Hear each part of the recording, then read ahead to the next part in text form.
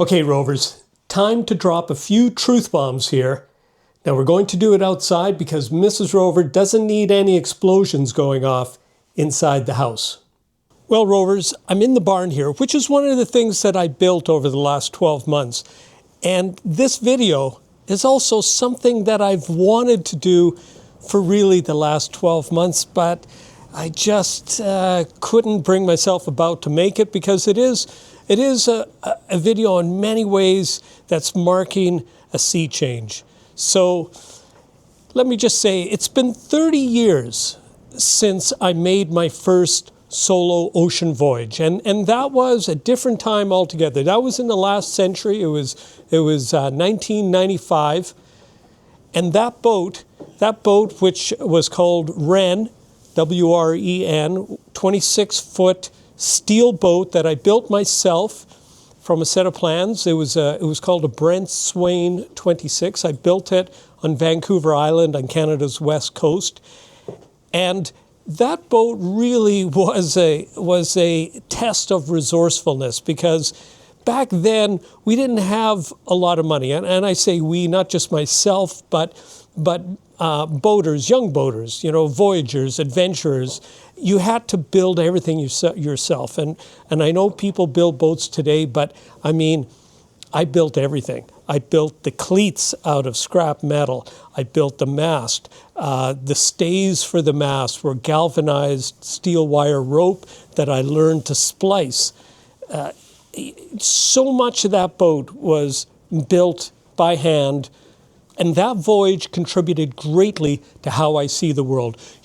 Whether you believe you can or you can't, you're absolutely right. And that was the mindset that I learned from that voyage, and that has become an indelible part of my DNA. Now, before I leave the barn, let me just show you who else is in here in the barn with me.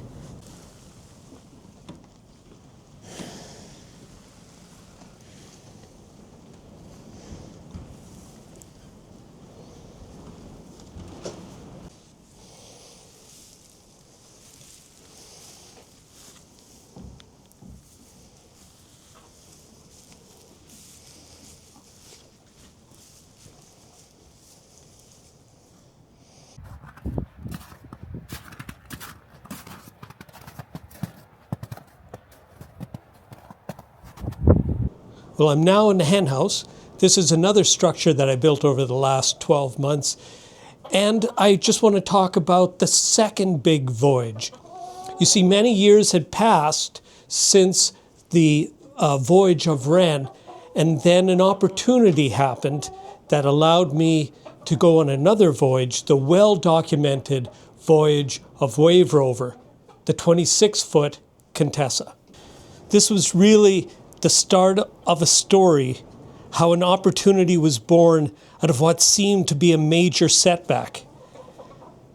After putting an extraordinary effort into building a beautiful homestead, complete with hens and cattle, where we built it entirely from scratch in an open hayfield here on Prince Edward Island, and we built it into a thriving, self-sufficient homestead providing heat and shelter, but also all of the food we were consuming. Now, the setback, of course, was we had to sell due to an unfortunate illness. But as one door closes, another opens, and Wave Rover was inspired. Wave Rover crossed the Atlantic twice, a little more sophisticated than my first voyage, but not much. The North Atlantic does not suffer fools. This was a voyage that required my A game. Everything is relative. The size of the boat, the size of your budget, the time that you can afford, and of course, most importantly, the seamanship and experience that you bring to the table. It was on this voyage that I learned another fundamental truth. It was on the last leg, from Martinique to Charlottetown, Prince Edward Island, on the east coast of Canada. And it was there that I learned to live in the moment. Very simple phrase, but I think very few people really feel what that's like in their fiber. It was a very challenging passage, made more challenging by having to sail this passage non-stop due to the COVID restrictions. We had contrary winds, falling temperatures, contrary currents, and these all conspire to kill your resolve.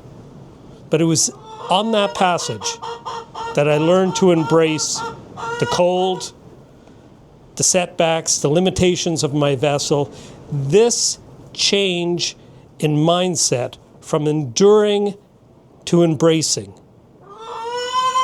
are two sides of the same coin. It was here that I learned life is really a journey, not a destination.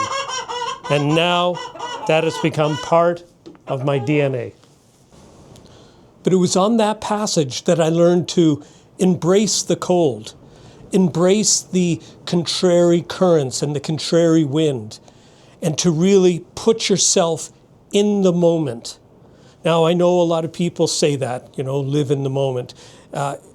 It's a very true aphorism, but to actually feel that. And part of that change for me was I thought that was going to be my last ocean voyage. So I wanted to experience everything, the good and the bad. I knew it was all part of the whole journey. To embrace and endurance, those two items are really two sides of the same coin. And when you learn that and you understand that right into the fiber of your being, you are going to get the most out of anything you do in life.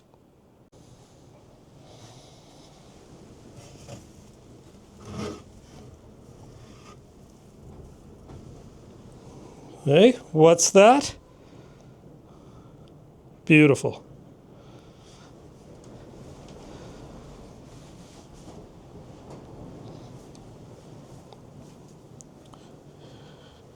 There they are, the stars of the show.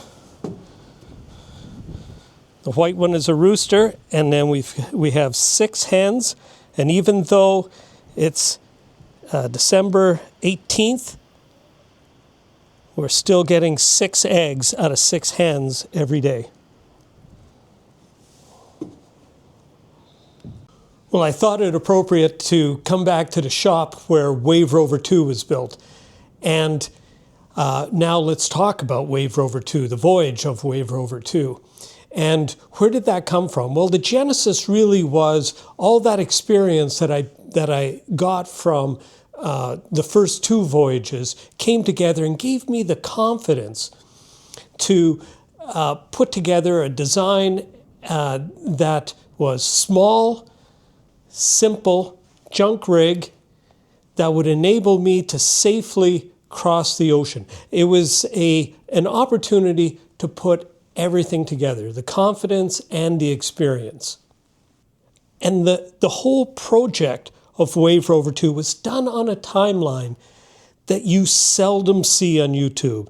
It was done quickly, efficiently, and I was fully embracing the whole moment. Now, Wave Rover 2 turned out to be a phenomenal success. The smallest and the lightest of all my boats, and yet the most capable. She kept me dry, warm, but most importantly, I was no longer fatigued like on the previous voyages. Her motion was very sea-kindly. She was fast, but most notably, I was able to conduct all my business from the cockpit, actually from the hatch. No need to go forward. I would arrive in port after weeks at sea and have the energy to immediately grab a shower and be out celebrating with other Wave Rover supporters, and that was at the age of 60. This was in large part due to the relative ease of the junk rig.